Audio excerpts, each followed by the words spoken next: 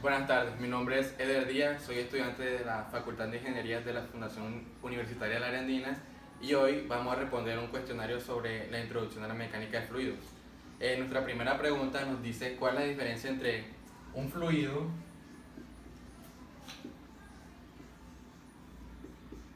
y un sólido. Para responder esta pregunta tenemos que tener en cuenta que su diferencia fundamental es que en los sólidos sus partículas presentan mayor organización, lo cual los hace más comprensibles, y en los fluidos sus partículas presentan entropía, que quiere decir presentan un desorden molecular, lo cual las hace contener menos comprensibilidad, y eso es lo que los diferencia básicamente. Bueno, en el segundo punto haremos un breve repaso sobre la historia de la mecánica de fluidos. Todo empieza en el año 283 al 133 a.C. En la ciudad de Pérgamo, en Turquía, se construyó el primer acueducto teniendo con base la mecánica de fluidos, el cual consistía en un acueducto de aproximadamente 45 kilómetros de largo y manejaba unas presiones de 1.7 megapascales. Este acueducto era en arcilla. Luego continuamos con Arquímedes, que realizó la primera prueba teniendo en cuenta el principio de flotación y la primera prueba sin daños. Esto para determinar cuánto oro contenía la corona del rey Herón. En el año 604 al 609 a.C. se crea lo que se llamó el Gran Canal, un canal hecho en China. En su tiempo se consideró el canal más grande del mundo. En 1564 y 1642 tenemos a Galileo Galilei, que relaciona la temperatura y los fluidos. En el año 1608 a 1647 tendremos al señor Torricelli, que es el que inventa la atmósfera, el concepto de atmósfera, y también el barómetro de mercurio. En 1623 encontramos a Pascal, que nos habla de la producción de los fluidos. En 1648 encontramos a Sir Isaac Newton, que aplica sus leyes a la mecánica de fluidos y las relaciona con la estática y la resistencia. En el 1700 a 1782 y 1707 a 1783 encontramos a Bernoulli y Euler, que nos relacionan la cantidad de movimiento y la ecuación de la energía. También cabe destacar que la primera escuela en cuantificar las teorías de la mecánica de fluidos fue la escuela francesa, y hasta 1979 se utilizó los principios de aerodinámica e hidrostática en los aviones utilizados en la Segunda Guerra Mundial. En el tercer inciso hablaremos sobre las leyes y teorías en las que se fundamenta la mecánica de fluidos.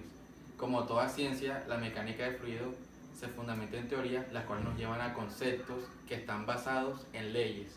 Entre estas leyes encontramos la primera ley de la termodinámica, que es la ley de la conservación de la energía, que nos dice que la energía no se crea ni se destruye, solo se transforma.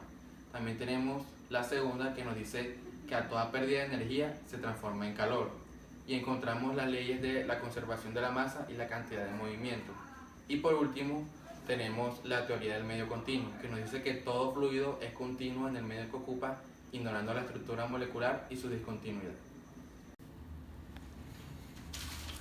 En el cuarto inciso explicaremos las propiedades físicas de los fluidos. Empezaremos por la densidad, cuyo símbolo es la letra griega ρ. Su expresión matemática es densidad igual a masa sobre volumen. Sus dimensiones son masa sobre longitud al cubo y sus unidades se dan en kilogramos sobre metro cúbico.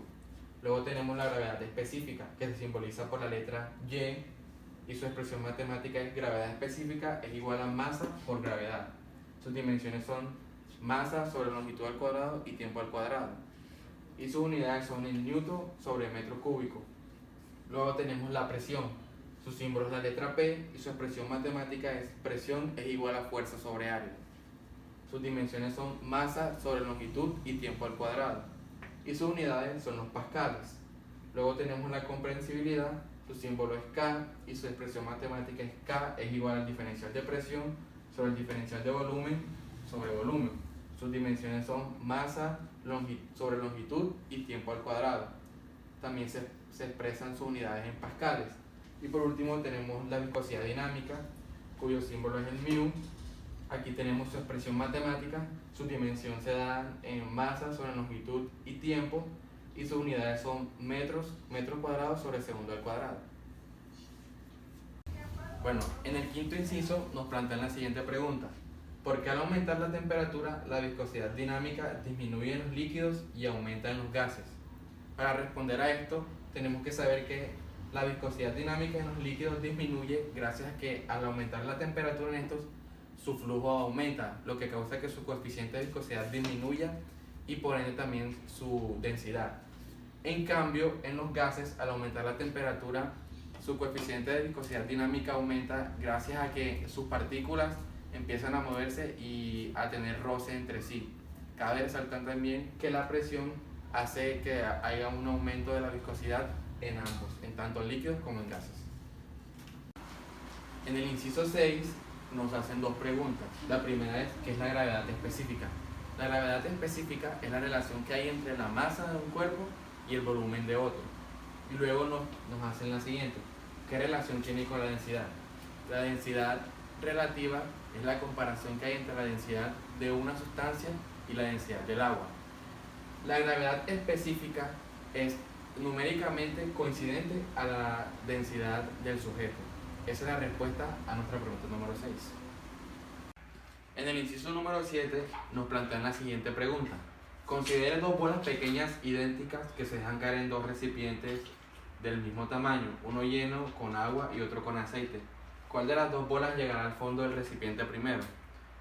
Para esto debemos saber que la bola que llegará al fondo del recipiente primero es la que está en el recipiente que contiene agua, ya que en el recipiente con aceite debemos saber que el aceite tiene mayor viscosidad y mayor densidad, lo cual dificultará que la bola llegue al fondo.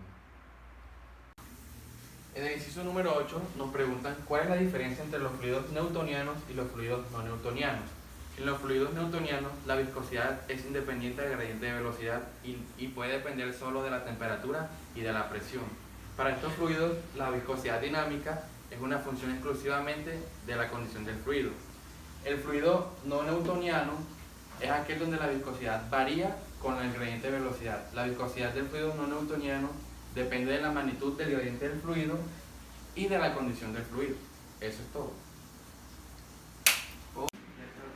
Bueno, nuestro último punto nos dice cómo se clasifican los fluidos no newtonianos según la respuesta a las fuerzas cortantes aplicadas. Explique. Primero tenemos el comportamiento independiente del tiempo, que es cuando el esfuerzo de corte solo depende de la velocidad. Luego tenemos el comportamiento dependiente del tiempo. Es la viscosidad aparente, depende de la velocidad de deformación y del tiempo. Y los viscoelásticos son aquellos que tienen propiedades elásticas y viscosas. Un primer ejemplo del comportamiento independiente del tiempo sería la pasta dental. Un ejemplo del comportamiento dependiente del tiempo sería la salsa de tomate y un ejemplo de viscoelásticos sería la clara de huevo. Con eso concluimos el video, espero les haya gustado. Gracias.